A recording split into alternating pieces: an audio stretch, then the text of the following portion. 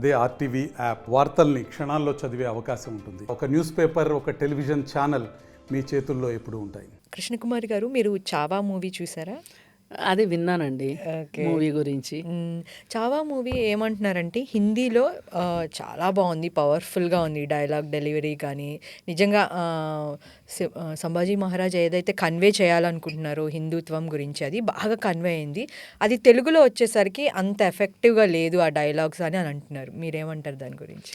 అసలు ముందుగా మనమండి చరిత్రని 15-20 సంవత్సరాల క్రితం చరిత్రని ఏ దృష్టితో చూసామో అదే దృష్టితో చూడాలంటాను నేను. ఎందుకంటున్నానంటే చరిత్ర ఏం మారలేదుగా, చరిత్రను మనం మార్చలేంగా. వర్తమానాన్ని మార్చగలము, భవిష్యత్తును మార్చగలము, చరిత్రను మనం మార్చలేము. చరిత్రని ఇప్పటిదాకా ఒక రకం దృష్టితో చూసాం మనం. ఇప్పుడు చరిత్రని కొత్త దృష్టితో చూస్తున్నాం, వక్ర దృష్టితో చూస్తున్నాం, వక్ర భాష్యాలు చెప్తున్నాం. ఎందుకంటే ఏది ముట్టుకున్నా వివాదం చేస్తున్నారు, అంటే చరిత్రను మార్చేస్తున్నారు. ఈ చరిత్రను మార్చడం చాలా చాలా తప్పు. ఎందుకంటే రాబోయే తరాలకి చరిత్ర ఒక ప్రామాణికం. ఇప్పుడు ఎప్పుడో జరిగింది. ఇప్పుడు స్వాతంత్ర పోరాటం ఉంది, ఏం జరిగిందో మనకి తెలుసు. ఆ స్వాతంత్ర పోరాటం గురించి ఒక 100 సంవత్సరాల తర్వాత మీరు నేను ఉండం, చదివే వాళ్ళు కూడా తక్కువైపోయారనుకోండి. అంటే పాఠ్యపుస్తకాల్లోంచి కూడా తీసేశారనుకోండి స్వాతంత్ర పోరాటాన్ని. కొందరు వచ్చేసేసి అది ఇప్పటివరకు చరిత్రలో నిక్షిప్తమై ఉన్న స్వాతంత్రోద్యమ పోరాటం వేరు, అది చాలా తప్పుగా నిక్షిప్తమైంది, అసలు స్టోరీ ఇది అని ఇంకొకటి తీసుకొచ్చారనుకోండి. అవును, ఎట్లా? ఇప్పుడు మనము ఈ 75 ఏళ్ల కాలం, అంటే 100 ఏళ్ల కాలం నుంచి మనం పుట్టకపోయినా కానీ స్వాతంత్ర పోరాటంలో ఉన్న వాళ్ళని మేమైతే చూసాం. మీకు చూసే అవకాశం దొరికిందో లేదో నాకు తెలియదు, కానీ మేమైతే చూసాం. మేము చూసినప్పుడు మేము విన్నవి ఉన్నాయి కదా, ఎప్పుడూ లేని కాంట్రడిక్షన్స్ ఇవాళ ఎందుకు వస్తున్నాయి? అట్లాగే ఈ రాజులు రాజ్యాలు వీటి గురించి కూడా ఎందుకు వస్తున్నాయి? అసలు ఈ రాజులు రాజ్యాలు అనే విషయం చాలా సంక్లిష్టమైన విషయం. ఇప్పుడు మన భారతదేశం మొత్తంలో ఎన్నో చిన్న చిన్న రాజ్యాలు, ఆ చిన్న రాజ్యాలకి మళ్ళీ చిన్న చిన్న సామంతరాజులు, ఇట్లా అంటే ఒక రకంగా చూసుకుంటే ఇప్పుడు మన కొన్ని వేల సంస్థానాలు ఉన్నాయి. ఇప్పుడు భారతదేశంలో విలీనం అయిపోయినాయి ఆ సంస్థానాలన్నీ. విలీనం కాకుండా ఆగిపోయిన సంస్థానాలు 3 ఉన్నాయి. కశ్మీర్ ఒకటి, నవాబు ఇక్కడ నిజాం ఒకటి, ఇంకొకటి ఏదో. అయితే ఆ తర్వాత అవి కూడా కలిసిపోయినాయి. కాశ్మీర్ విషయమే కొంచెం అదేదో ఆరెంజ్ వాళ్ళలాగా అలా రగులుతూ ఉంది. అయితే ఇన్ని సంస్థానాలు ఉన్నప్పుడు వీళ్ళందరి మధ్యలో కనీసం హిందూ రాజుల మధ్యలో అయినా ఏకీకరణ ఉందా? లేదు కదా. ఒక రాజ్యం మీద ఇంకొక రాజ్యం దండెత్తటమే చూసాం కదా. చరిత్ర అంతా అదే కదా, యుద్ధాలే కదా మనం చూసింది. ఆఖరికి అశోకుడు కూడా కళింగ యుద్ధం చేసేంత వరకు ఆయనకి నేను యుద్ధాలు చేయడం తప్పు అని ఆయనకు అర్థం కాల. కళింగ యుద్ధానికి ముందు ఎన్నో భీకరమైన యుద్ధాలు చేశాడు ఆయన అశోకుడు. అప్పుడే ఆయనకి జ్ఞానోదయం జరిగింది. అంతా చూసి ఏంటిది, నేను ఎందుకు చేస్తున్నాను, ఈ యుద్ధం పర్యవసానం ఏంటి అని చెప్పి ఆలోచించగలిగాడు. ఎవరి మీద చేశాడు అశోకుడు? వేరే వేరే హిందూ రాజ్యాల మీద చేశాడు ఆయన. మరి అలాంటప్పుడు ఎప్పుడైతే ముస్లింలు వచ్చిన తరువాతనే మన దేశంలో యుద్ధాలు ఉన్నాయా, ముందు కూడా ఉన్నాయా లేవా అంటే రామాయణం మహాభారతమే సాక్ష్యం దానికి, యుద్ధాలు ఉన్నాయి అనటానికి. మరి అలాంటప్పుడు మనలో మనమే కొట్టుకుని చచ్చినప్పుడు, మనమే ఐక్యంగా లేనప్పుడు ముస్లిం రాజులు వచ్చి మన ఏదో చేశారు అని అనుకోవటం, ఈ దండయాత్రల గురించి ఈరోజు అవి ఒక అంశాలుగా చేసుకుని మాట్లాడటము, పైగా దీనికి ఒక మతాన్ని చుట్టడం కరెక్ట్ కాదు. ఇప్పుడు హిందూ మతంలో ఉన్న రాజులే కదా ఒకరికొకళ్ళు కొట్టుకున్నారు. అలాగే కొంతమంది హిందూ రాజ్యాలు కూడా కొన్ని ముస్లిం రాజులకి సహాయ సహకారాలు అందించారు. అలాగే హిందూ రాజులకి ముస్లింలు సహాయ సహకారాలు అందించారు. ఎవరైతే తెలివిగా ముస్లింలు హిందువులు కలిసి పరిపాలన చేస్తూ వేరే హిందూ రాజుల మీద యుద్ధం చేశారో వాళ్ళల్లో మనకి శివాజీ గారు బెస్ట్ ఎగ్జాంపుల్.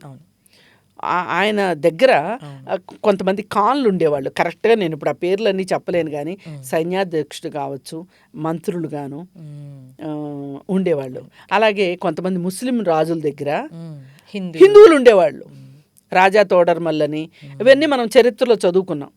అక్కడ ఏ రోజు ఈ హిందూ ముస్లిం గొడవలు ఎక్కడ ఉత్పన్నం కాల, ఆ చరిత్రలో రికార్డు కాల. ఎక్కడా కూడా నువ్వు హిందువు కాబట్టి నేను నిన్ను చంపుతున్నాను అనే మాట లేదు, రికార్డు కాల. ఇవాళ ఎందుకు వీళ్ళు ఈ రికార్డులు ఎక్కడి నుంచి తీసుకొస్తున్నారు? సినిమా తీసే వరకునేమో ఇది వాస్తవ కథా చిత్రం అంటున్నారు, చరిత్ర ఆధారంగా అంటున్నారు. సెన్సార్ దగ్గరికి వచ్చేసరికి ఏమో ఇది కల్పిత కాదా అంటున్నారు. ఈలోపు జనాలకి ఏమైపోయింది, ఈ మాస్ మసాలా అంటేసింది. అంటే ఈ వీళ్ళకి మనసులో ఉన్న ఒక నేను హిందువుని కాబట్టి నేను గొప్పవాడిని, హిందువుని కాబట్టే నేను గొప్పవాడిని అనుకునే ఒక భావన ఏదైతే వీళ్ళు పెంచి పోషించారో దానికి ఇప్పుడు నీరు ఎరువులాగా ఈ సినిమాలు ఉపయోగపడుతున్నాయి. ఒక సినిమానే కాదు, జోధా అక్బర్ దగ్గర నుంచి అన్ని సినిమాలు ఇలాగే చేయటం మొదలెట్టారు, చరిత్రను వక్రీకరించటం. ఈ వక్రీకరణతోటి మన సమాజంలో ఇప్పుడు అవునన్నా కాదన్నా ఇటు ప్రపంచం ఇటు తిరిగినా ఏమైనా ఈ దేశం నుంచి మొత్తం ముస్లింలు వెళ్ళిపోతారో చెప్పండి? డెమోక్రటిక్ కంట్రీ కదా, ఎట్లా? మీరు హిందూ దేశం చేసినా వెళ్ళరు, ఎక్కడికి పోతారు వాళ్ళు? వాళ్ళు ఎక్కడికి పోరు. మరి ఎందుకు ఏది జరగని కాడికి ఎందుకు మీరు తగాదాలు పెట్టాలి? వీళ్ళిద్దరి మధ్యలో సామరస్యంగా ఉంటున్నారు కదా. నిన్న మొన్న నాకు ఒక పెద్ద ఆవిడ, ఒక 85 ఆవిడ కలిశారు, ముస్లిం ఆవిడ ఒకానొకప్పుడు హిందూ ముస్లిం గొడవలు హైదరాబాద్లో ఉండేవి. అది ఇద్దరు రాజకీయ పార్టీలు వాళ్ళ స్వార్థం కోసం చేస్తే వీళ్ళు ఇల్లు తిరిగి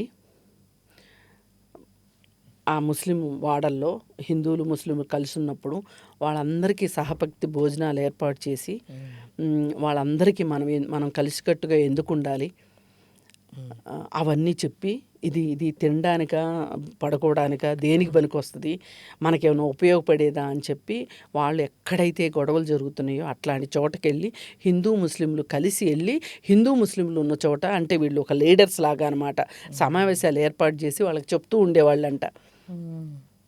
ఓల్డ్ సిటీలో ఈ రోజుకి ఓల్డ్ సిటీలో కలిసి ఉంటారు బాగానే. ఎక్కడ ఇప్పుడు నాకు చాలామంది ఓల్డ్ సిటీ నుంచి, ఇప్పుడు మా ఓన్ డ్రైవర్ ఓల్డ్ సిటీ నుంచి వస్తాడు. నేను ఎప్పుడు అడుగుతుంటా, ఇది ఈ మధ్య కదా గొడవలు అవుతుంది, ఒక 4-5 సంవత్సరాల నుంచి మరీ పెచ్చుమీరిపోయినాయి. అడిగితే ఏమీ ఉండదు, బాగానే ఉంటారు. ఇప్పుడు ఇక్కడ రహమత్ నగర్ ఉంది, ఎక్కువ ముస్లిం పాపులేషన్ ఉంటుంది. ఆ చుట్టుపక్కల ఉన్న వాళ్ళకి ఫ్రెండ్స్ ఉంటారు. వీళ్ళల్లో వాళ్ళ వీళ్ళు వచ్చి తింటూ ఉంటారు, బాగా స్నేహం చేస్తారు, కలిసి వ్యాపారాలు చేశారు, కలిసి విద్యా సంస్థలు పెట్టుకున్నారు. అసలు కొన్ని అయితే పెళ్ళిళ్ళు కూడా జరిగాయి. కాకపోతే ఏంటంటే వాళ్ళ మతంలో కొంచెం రిజిడిటీ ఎక్కువ. ఏమైనా సరే ఎవరే మమ్మల్ని పెళ్లి చేసుకున్న, మా అమ్మాయి పెళ్లి చేసుకున్న మా మతంలోకి మారాలి, మా అబ్బాయిని పెళ్లి చేసుకున్న మా మతంలోకి మారాలి అనే ఒక, అది మైనారిటీ పీపుల్కి ఆ రిజిడ్నెస్ ఉంటుంది. ఇప్పుడు మెజారిటీగా ఉన్న వాళ్ళకి భయం ఉండదు, మైనారిటీగా ఉన్నారనుకోండి వాళ్ళకి మనం కలిసికట్టుగా ఉండాలి అనే ఒక భయం అనేది ఉంటుంది వాళ్ళకి. అందుకని వాళ్ళు ఆ విధంగా చేస్తారు. కానీ ఇంత మెజారిటీగా ఉన్న ఈ మతము ఏం చేస్తే ముస్లింలు అందరూ కలిసి దండయాత్ర చేసినా సరే మనకేమవుతుంది, హిందూ మతానికి ఏమవుతుంది? ఫస్ట్ టైం వింటున్నాము ఇట్లాంటి వార్తలు. ఒక మెజారిటీ పీపుల్ మైనారిటీగా ఉన్న వాళ్ళ దగ్గర నుంచి భయాన్ని ఎక్స్పెక్ట్ చేయటం, ఒక ప్రమాదాన్ని ఊహించటం, ఆ ఊహించిన ప్రమాదాన్ని నిజమని జనాలని ఒప్పించటం, ఇదంతా ఇప్పుడే చూస్తున్నాం మనం. ఇకపోతే ఆ చావా సినిమా గురించి మనం మాట్లాడుకుంటే గనక, శివాజీ కొడుకు. అసలు శివాజీ జీవితంలో బ్రాహ్మణ రాజులకి వ్యతిరేకంగా ఒక బీసీ నాయకుడిగా ఆయన పోరాటం నేర్చుకుని, యుద్ధం నేర్చుకుని పోరాడి గెలిచాడు. అయితే ఆ రోజు పట్టాభిషేకం చేయటానికి ఒక్క బ్రాహ్మడు ముందుకు రాలే. ఇది వాస్తవం, ఇది చరిత్ర, ఎప్పటిదాకా రికార్డ్ అయిన చరిత్ర అది. సో ఇది సినిమాలో లేదు, ఎక్కడా రాదు, ఎవ్వరూ మాట్లాడరు. ఎక్కడో నార్త్ నుంచి ఒక బ్రాహ్మణ్ణి తీసుకొని వచ్చి, అది కూడా తక్కువ జాతి బ్రాహ్మణుల్లో కూడా రకరకాలు ఉంటారు కదా, అలాంటి బ్రాహ్మడు వచ్చి మామూలుగా ఏంటంటే రక్త తిలకం దిద్దుతారు రాజ్యాభిషేకం చేసినప్పుడు. అతను తన ఎడమ కాలి బొటని వేలుతోటి రక్త తిలకం దిద్దాడు శివాజీకి. ఇది మీ హిందూ మతం చేసిన గొప్ప విషయం. ఇది ఒక పరాక్రమవంతుడికి, అతను కూడా హిందువే, పైగా శివాజీ హిందువే కదా, ఒప్పుకుంటారు కదా మీరు. మరి ఒక హిందువు పట్టాభిషేకం జరుగుతుంటే ఎక్కడి నుంచో ఒక బ్రాహ్మణ్ణి తీసుకొచ్చి ఆ బ్రాహ్మణ ఎడంకాలు బొటనవేలుతోటి బొట్టు పెట్టే పరిస్థితి ఎందుకుంది? ఇది వివక్షత కాదా? మిమ్మల్ని మీరే ఇంత వివక్ష చేసుకుంటే ఒక ముస్లింకి ఆ వివక్ష ఉంటే తప్పేంటి నన్ను అడిగితే? అంటే వేరే దేశముడు కాబట్టి, దండయాత్ర చేశారు కాబట్టి. అసలు నేనంటాను, ఈ భారతదేశంలో ఇప్పుడున్న బ్రాహ్మణులందరూ అసలు మన దేశం వాళ్ళు కాదు. ఆర్యులందరూ ఎక్కడి నుంచో దండెత్తి వచ్చారు మన దేశానికి. మనది ద్రవిడ దేశం, మహాద్రవిడ దేశం. మరీ మాట్లాడితే ఈ దేశం మొత్తం మందే, ద్రవిడుల్ని, సౌత్ ఇండియన్స్ది. వాళ్ళు వచ్చి, ఆర్యులు వచ్చి, అప్పట్లో మనకి గుర్రాలు తెలియదు అసలు. ఫస్ట్ టైం గుర్రాలు వేసుకుని వచ్చింది వాళ్ళే. వచ్చి మన మీద యుద్ధం ప్రకటించి రావణాసురుణ్ణి కూడా, రాముడు అనే ఆర్యుడు రావణాసురుడిని, ద్రవిడ మహారాజుని, మన మహారాజుని మాయోపాయాలతోటి చంపించాడు యుద్ధంలో. ఇది చరిత్ర. ఇది చరిత్ర. మనం ద్రవిడులు, మనం నమ్మాలి ఆ విషయం. మనల్ని మనం నమ్ముకుంటే అప్పుడు మనకి అసలు ఏంటి అనేది అర్థమవుతుంది. నేనేమి ఏ మతానికి నేను వ్యతిరేకము కాదు, సపోర్టు కాదు. నేను మాట్లాడేది చరిత్ర, రికార్డ్ అయిన చరిత్ర గురించి నేను మాట్లాడుతున్నా. అయితే మరి అలాంటప్పుడు అలాంటివి ఏమీ లేవు అనుకుంటే గనక, మనుధర్మశాస్త్రం ప్రకారం పలానా వాళ్ళు పలానా వాళ్ళ మీద ఆధిపత్యం వహించవచ్చు అనేది రాసి ఉండకపోతే శివాజీకి ఆ పరిస్థితి ఎందుకు వస్తుంది? బ్రాహ్మణులకు ఎందుకు అంత పెద్దపేట ఉంటుంది? క్షత్రియుడే పరిపాలించాలని ఎందుకు అనుకుంటారు? అలాంటి శివాజీకి సంభాజీ పుట్టాడు. ఇంత వీర పరాక్రముడైన శివాజీకి సంభాజీ పుట్టాడు. పుడితే మామూలుగా పండిత పుత్ర పరమసుంఠ అన్నట్టు ఈ మహానుభావుడికి అన్ని దుర్లక్షణాలు, దుర్గుణాలు ఉన్నాయి. అయితే అందుకని ఏం చేశాడు అంటే, వాళ్ళ అమ్మమ్మ గారింటికి పంపించాడు సంభాజీని, కర్ణాటకకి. తన దేశంలో ఉంటే ప్రాబ్లం అని చెప్పి పంపించాడు. పంపించిన తర్వాత సరే శివాజీ తర్వాత ఆయన రాజు అయ్యాడు. రాజు అయిన తర్వాత అతను మతం గురించి ఎక్కడా చరిత్రలో రికార్డు లేదు. అంటే నేను హిందువుని, నేను హిందుత్వాకి ప్రతినిధిని అనే ఎక్కడ చరిత్రలో లేదు. అలాగే ముస్లిం రాజులు దండయాత్ర చేసిన మాట వాస్తవం, అతని పైన విజయం సాధించిన మాట వాస్తవం, ఇబ్బందులు పెట్టిన మాట వాస్తవం. కానీ అది మతం రంగుతో అయితే చేయలే.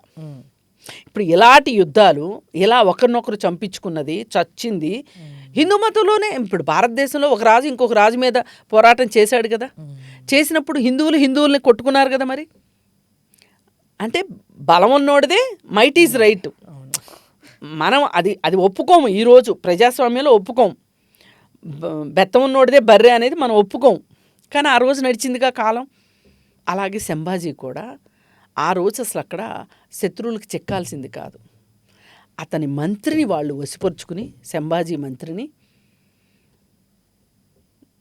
ఏం చెప్పించారంటే, అక్కడ ఒక సౌందర్యవతి అయిన మహిళ ఉంది అని చెప్పి అక్కడికి తీసుకొని వెళ్ళిన తర్వాత వాళ్ళు బంధించి చిత్రహింసలు పెట్టారు.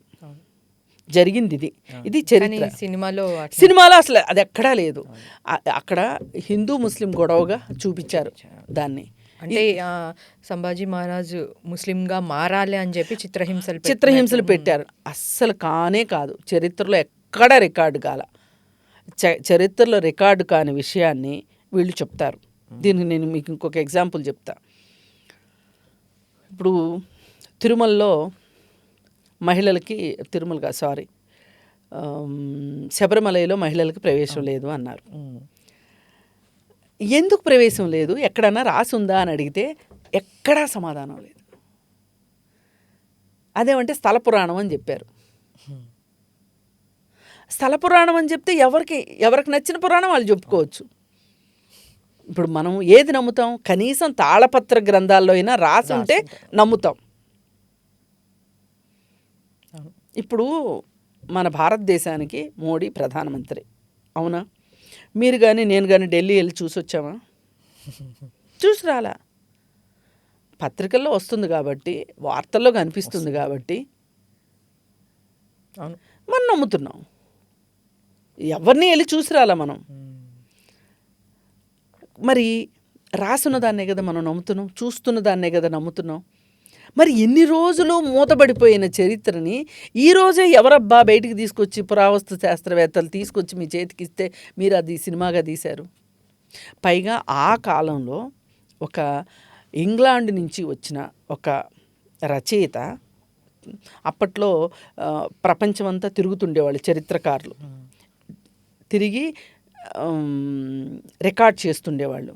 దానిలో కొన్ని తప్పులు ఉంటే ఉండొచ్చు, కానీ ఆయనకి ఎవరికో ఇక్కడున్న సంభాజీ రాజు గురించి చెడు రాయాల్సిన అవసరం ఆయనకేమీ ఆ రోజుల్లో అసలు ఇంత గందరగోళం లేదు. అయితే ఆయన అతనితోటి మాట్లాడి రికార్డ్ చేసింది ఉంది. అది మనకి ప్రామాణికం. అది పక్కన పెట్టేసేసి ఇవాళ సంభాజీ రాజు ఒక మహానుభావుడు, అతన్ని ముస్లింగా మారమని అడిగితే మారలేదు. ఇవాళ ప్రతి హిందువు ఇది గుర్తుపెట్టుకోవాలి అని దాన్ని చిన్న చిన్న కట్లు చేసి, ఆ కట్లని మీరు హిందువు అయితే గనక మరొక 5 మంది హిందువులకి ఫార్వర్డ్ చేయండి అని చెప్పి సోషల్ మీడియాలో ఒక పెద్ద ప్రచారం జరుగుతుంది. ఇది నేనేమంటా అంటే, ఇందాకే చెప్పినట్లు ఈ దేశం నుంచి ముస్లింలు కానీ, క్రిస్టియన్స్ని కానీ, జొరాస్ట్రియన్స్, ఎట్లా ఎవరున్నా సరే ఎవరిని మనం పంపలేనప్పుడు ఎందుకు ఈ వృధా ప్రయాస? అందరం కలిసి ఉంటే అయిపోద్ది కదా.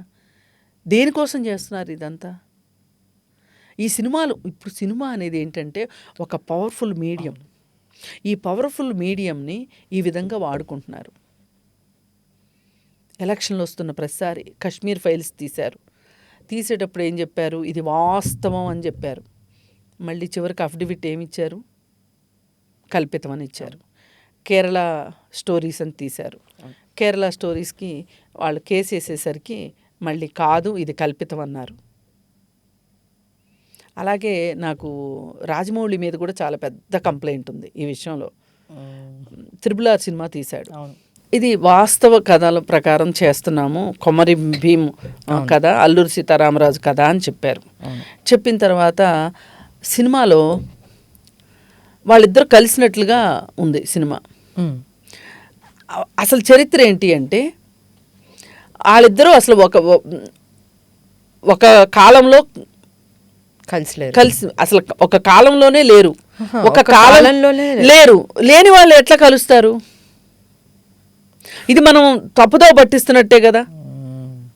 మీరు ఫిక్షన్ తీయదలుచుకుంటే ఫిక్షనే తీయండి. మీరు అది పూర్తిగా ఫిక్షనే తీయండి, ఫిక్షన్ అనే చెప్పండి. ఈ కథలు కూడా అంతే. అదే నేను అందుకే మొత్తుకుంటున్నాను. ఇప్పుడు ఏమవుద్దంటే ఇదే చరిత్ర అనుకుంటారు కదా, కన్ఫ్యూజ్ అవుతారు కదా. ఇప్పుడు రాబోయే తరం ఓ 10 సంవత్సరాల తర్వాత పిల్లలు ఎవరన్నా RRR చూశారనుకోండి, ఏమనుకుంటారు? అందుకని ఇట్లా చరిత్రను మీరు ముట్టుకోండి, చరిత్ర ఆధారంగా తీయండి. కానీ చరిత్రకి అనవసరమైన మసాలా దట్టించటం కానీ అవి చేయకండి. చారిత్రాత్మక సినిమాలు తీయడం తప్పు కాదు, తీయండి. కానీ చరిత్రగానే చూపించదలుచుకుంటేనే చరిత్రను ముట్టుకోండి, లేదంటే ముట్టుకోవద్దు చరిత్రని. అబద్ధాలు చెప్పొద్దు చరిత్ర అని చెప్పి. అందుకే ఇప్పుడు ఇంకా అయ్యో కొన్ని సినిమాలు ఇంతకుముందు కూడా తీశారు, దానివల్ల నష్టమే తప్పితే లాభం లేదు. అందుకని దయచేసి ఇట్లాంటి అభూత కల్పనల జోలికి వెళ్ళొద్దు. మీ రాజకీయాల కోసం ఇట్లాంటి వాటిని వాడుకోవటం, చరిత్రను తప్పుదోవ పట్టించటం చాలా నేరం అవుతుంది. తప్పు కూడా కాదు, అది నేరం. చరిత్రను చరిత్రగా ఉండనివ్వమని చెప్పి నేను కోరుకుంటున్నాను. Thank you Krishna Kumari. Thank you. మరిన్ని వీడియోస్ కోసం ఛానల్ ని సబ్స్క్రైబ్ చేయండి. లేటెస్ట్ అప్డేట్స్ కోసం వాట్సాప్ ఛానల్ ని ఫాలో అవ్వండి. అండ్ లింక్ డిస్క్రిప్షన్ లో ఉంది.